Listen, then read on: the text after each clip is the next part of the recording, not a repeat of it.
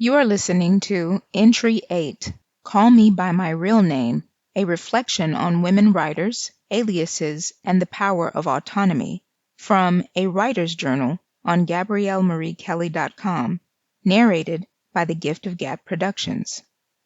Sometimes I think about my name, Gabrielle Marie Kelley, and how important it is for me to write and publish using it.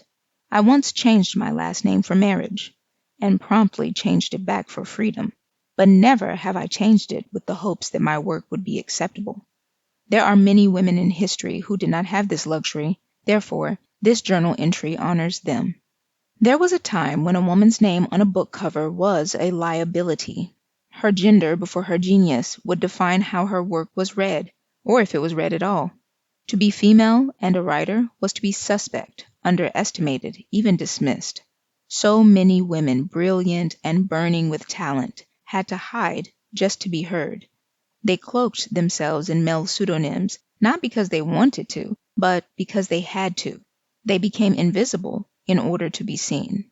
Think of Mary Ann Evans, who gave us Middlemarch under the name George Eliot. Think of the Bront sisters, Charlotte, Emily, and Anne, who first published as Cure, Ellis, and Acton Bell. Even decades later, Alice Sheldon chose the name James Tiptree, Jr. to write acclaimed science fiction, knowing the genre's gatekeepers might slam the door in her face if they knew who she really was. These women were not pretending to be men because they rejected their womanhood. Quite the opposite. They were protecting their work from being reduced to stereotypes concerning femininity. In a world that refused to separate content from creator, they wrote incognito, not to deceive, but to thrive. And yet, in their hiding, they revealed something profound: the resilience of women writers, the adaptability, the hunger, the refusal to be erased, even if it meant wearing a different name to get a seat at the literary table. Of course, there were disadvantages. These writers didn't receive public recognition in their lifetime. They couldn't fully own or defend their work. They navigated success under names that weren't really theirs, an eerie form of ghostwriting one's own legacy. But there were unexpected advantages, too. Anonymity offered freedom. It shielded them from the scrutiny, gossip, and gendered assumptions of their era. And because they bypassed bias, their work was judged, perhaps for the first time, on merit alone. Still, none of it was fair, nor should it have been necessary. And that's why I don't underestimate the power behind publishing under my own name. Gabrielle Marie Kelley isn't just a byline. It's an act of reclamation. I carry my foremothers with me each time I sign off on a story, a novel, a journal entry.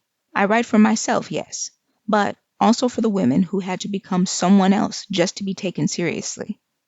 To the women who came before, I say, I see you. I honor you.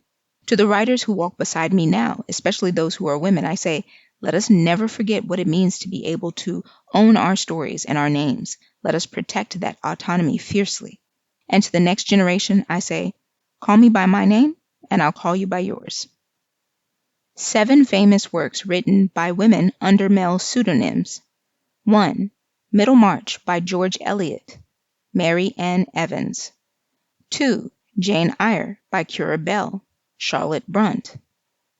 3. Wuthering Heights by Ellis Bell, Emily Bront. 4. Agnes Grey by Acton Bell, Anne Bront. 5. The Tenant of Wildfell Hall by Acton Bell, Anne Bront. 6. The Mysterious Affair at Styles by Agatha Christie. Initially published anonymously, she later insisted on full name recognition.